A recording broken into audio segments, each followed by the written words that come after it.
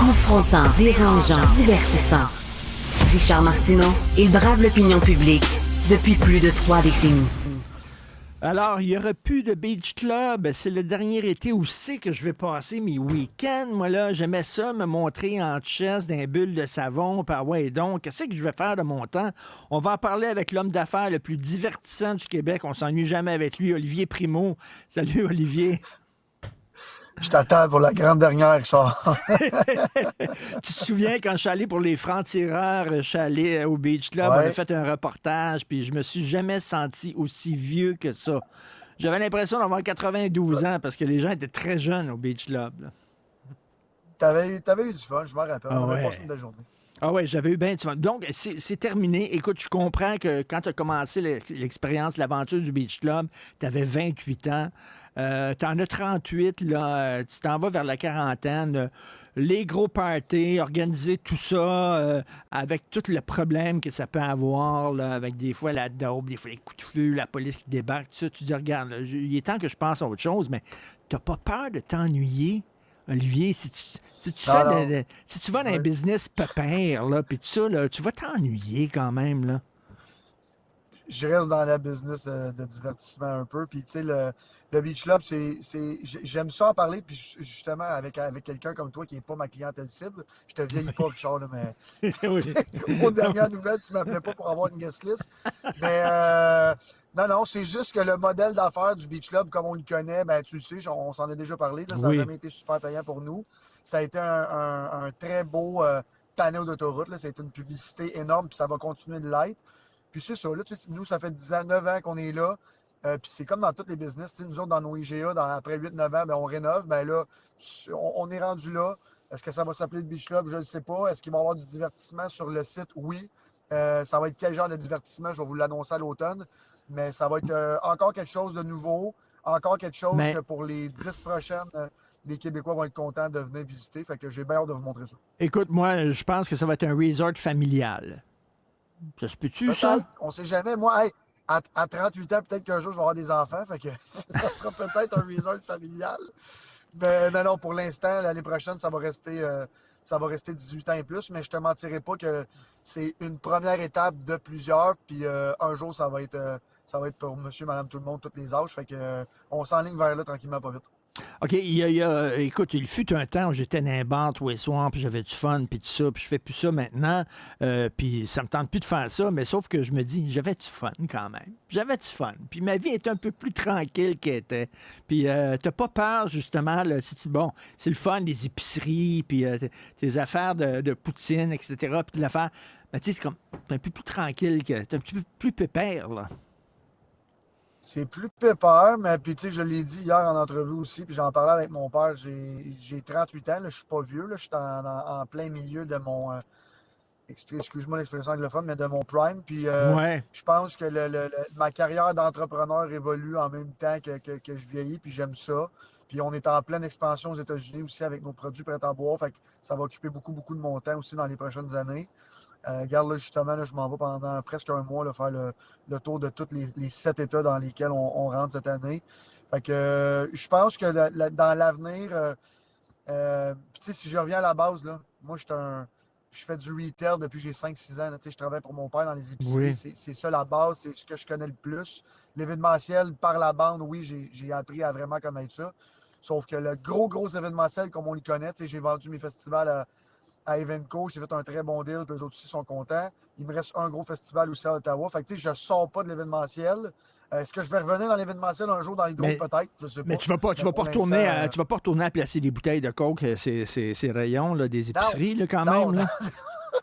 On dit jamais, jamais, mais non, non, c'est pas mon but. Mais c'est d'aller voir justement l'exécution de comment ça se passe aux États-Unis.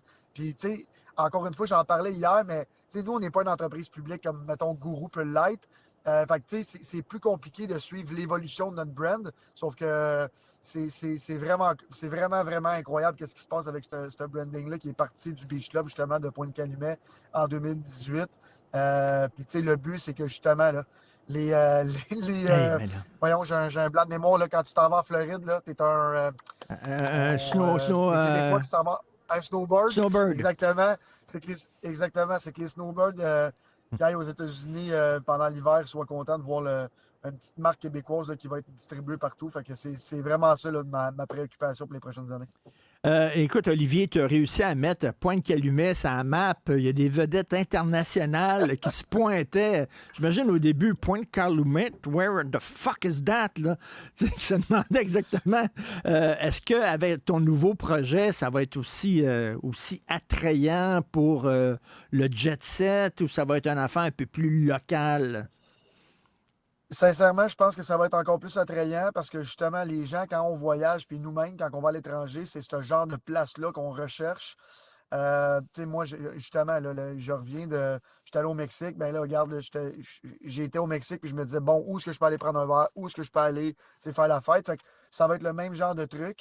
Non, non, je Mhm. pense juste que ça va.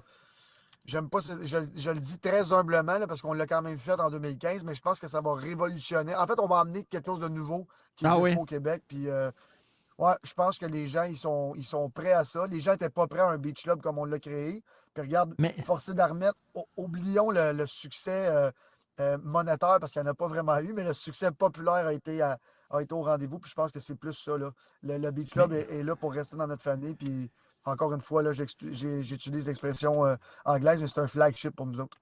écoute, tu pars pas avec un murmure, mais avec un gros boom. David Guetta, que tu as annoncé, Ouais. qui va venir. C'est un très gros nom. Euh, on peut-tu savoir, ça coûte combien faire venir David Guetta? Il faut que tu en vendes en tabarnouche d'étiquettes, là. Vraiment, là. Tu sais. Juste pour. Exact. Juste pour vous dire, je peux pas te dire parce que dans le contrat, Ouais, j'ai pas le droit de le dire, mais OK. un artiste au Beach Club, là, ça coûte entre 200 et 450 000 US. Fait que je vous laisse faire qui coûte 450 000 puis qui coûte 200 David 000. Guetta, ça doit être pas mal Mais 450 000. je te laisse le OK. deviner. Mais c'est ça. Puis, tu sais, tout a augmenté, l'inflation, tout ça. Fait que, tu sais, les billets sont rendus très chers. Avoir des artistes énormes, c'est rendu très difficile. Puis surtout, Richard, j'ai vendu mes deux festivals. Fait que mon pouvoir d'achat avec les grosses agences internationales qui ont tous les artistes, pas juste les DJ, mais les chanteurs, puis tout ça, ça va être beaucoup plus Mais compliqué à l'avenir pour nous. Fait que c'est vraiment un move d'affaires qu'on fait là. rien que par curiosité, puis je veux pas que tu me dises combien tu as fait d'argent avec la vente de tes festivals, mais tu pourrais-tu arrêter de travailler? Qu'à la fin de tes En fait, mon jours, père, il me puis dit tout le temps, hein. tu Mon continues, tu père, il me dit continues tout de le temps, travailler pour t'aurais le pas arrêté fun? de travailler quand t'es. Exact, oui. Je travaille pour le fun, oui, à 100%, puis j'ai tout le temps, tu le Mais sais, là, j'ai tout le temps dit que mon père était là avant moi, puis je suis content qu'il ait réussi avant oui. moi, mais j'aurais pu rien faire toute ma vie, puis finalement, j'ai décidé d'aller de l'avant puis de m'amuser là-dedans, mais tu sais, je prends des gros risques, puis pour notre famille aussi, là, tu sais, je veux dire, mon père, justement, là, c'est pas M. Pelado, là, il vaut pas 3 4 milliards, fait que, tu sais, on est une famille qui a de l'argent, mais Mais, qui est pas milliardaire, fait que quand on risque beaucoup, beaucoup de notre fortune familiale. Fait que je pense que c'est une grosse étape dans la prochaine année. Puis peut-être qu'un jour, je hmm, serai riche comme M. Pelado. Puis là, ça va vraiment être pour le fun. Mais mais tu sais, un jour, si je suis nommé à côté de ces grands noms-là, c'est parce que je vais avoir réussi. écoute, quand le festival Juste pour rire a fait faillite, as-tu le flash à un moment donné, on l'achète-tu? T'as-tu jasé avec tes Non. partenaires en disant on se lance-tu là-dedans ou quoi? Non, non, non, non, non. Puis tu sais, c'est déjà Evenco, c'est déjà des monstres là, qui sont propriétaires de tout ça. Fait que si eux autres sont Mhm. pas capables, je pense pas qu'on va être capable. Puis tu sais, j'ai pas peur de le dire. Le modèle qui est dépendant de subventions, je trouve que le modèle d'affaires est complètement désuet là, dans le monde des festivals. Puis mes confrères le savent. Puis ceux qui prennent leur retraite en ce moment le disent. Là. J'ai vu un article justement là, dans le Journal de Montréal la semaine passée. Je me rappelle plus c'est quel président de quel festival, mais qui disait que sans subvention, c'est impossible. Tu sais, nous, au Beach Club, on n'a jamais eu de subvention. Puis même dans les festivals qu'on a vendus à Evenco, on n'avait pas de subvention. Fait que, tu sais, c'était vraiment compliqué. Puis le modèle d'affaires de Mhm. festival est très compliqué. Puis, tu Mhm. sais, à Montréal, j'ai fait le tour du monde, j'ai fait tous les grands festivals. Des festivals gratuits, là, ça n'existe pas. Des festivals de 10 jours de festivités comme le FEC pour 100$, ça n'existe pas. Fait que est-ce que c'est le modèle d'affaires qui est à revoir? Est-ce que c'est nous qui donnons les Mhm. festivals? Est-ce que c'est pas assez cher? Ça va être à voir là, pour les grands de ce monde. Très bonne question. Quand est-ce que tu vas annoncer ton nouveau projet? À l'automne, puis c'est parce que je veux annoncer des images en même temps. Là, je suis vraiment là-dedans, en fait, dans les 3D puis tout ça en ce moment. Fait que, comme je te dis, là, Ça va être étape par étape. Mais avant que je finisse, Richard, je veux revenir avec David Guetta. J'ai une anecdote. On va faire rire les gens qui nous écoutent. OK. David, la première fois qu'il est venu en 2016, quand on est allé le chercher à son jet à Montréal, on l'amène au bout de la 640. Tu sais, quand tu me demandes, c'est-tu difficile de faire venir des gens à Pointe-Calumet? Puis quand on est arrivé au bout de la 640 dans les chemins de Garnotte, il était comme, mais putain, vous m'emmenez où? Fait que, tu sais, c'était vraiment au bout de c'était vraiment. Il était comme, êtes-vous en train de me kidnapper? Puis je suis pas au courant. Fait que, tu sais, c'est plein d'anecdotes comme ça. Fait que, Mais- non seulement ça coûte cher, mais il faut qu'on les convainque de venir. Et en terminant, Olivier, quand ils ont entendu que c'était la dernière année pour le Beach Club, dernière saison, est-ce que les gens de Pointe-Calumet, ils ont dit « Yes! Yes, party! » Ben, je pense oui, puis non. Il y en a qui ont dit oui, mais j'ai On va avoir beaucoup de la résidents paix. qui m'ont dit. Ouais, mais j'ai beaucoup de résidents qui m'ont dit c'est dommage, moi j'aimais ça, on venait faire. Parce que tu le sais, Richard, le 4-5% qui crie très fort, c'est le 4-5% qui sont souvent fâchés pour rien.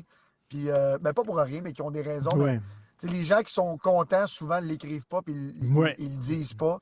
peut être Fait que, sûr. mais je peux te le dire, par exemple, pour Saint-Joseph-du-Lac puis Pointe-Calumet, eux autres, c'est leur rêve qu'on fasse le genre de projet que je vais faire. Fait que je pense que tout le monde va être content à l'avenir, là. Alors que ça va être un resort pour les gens du troisième âge. On va jouer au shuffleboard. On ne sait pas. Il va falloir laisser notre dentier à l'entrée. Non. Peut-être. Salut, merci beaucoup. Bonne chance, Olivier Primo. T'es Très hâte gentil, d'entendre ton Richard. nouveau Merci. projet. Salut, bye.